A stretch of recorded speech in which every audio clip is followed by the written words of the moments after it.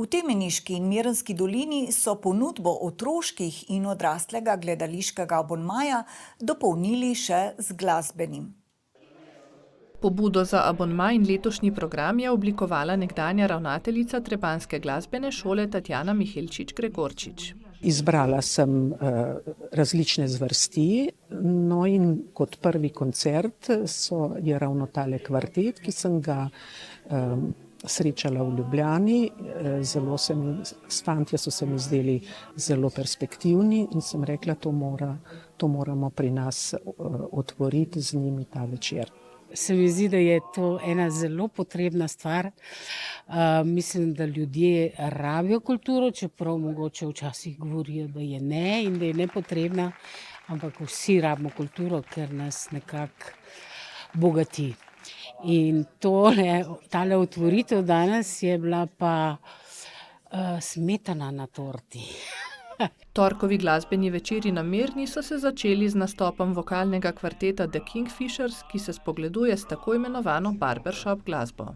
Zanimive harmonije, mladostna energija, multinacionalnost, razgibanost pa odbitost. In zdaj, če pogledamo pa samo barbershop zvrst, je pa tudi tako, da ni nekaj vsakdanjega, se res pojavljajo neki taki zanimivi, malo bolj posebni akordi in pač to me je v bistvu najbolj pritegnilo. Veliko bolj napolno bi človek rekel, vsaj glede petja, tudi drugačen način petja, majčkeno bolj proti popu. Ni samo muzika, ni samo igralstvo, ampak združuje te dve disciplini tako v resnih skladbah kot v bolj zabavnih skladbah.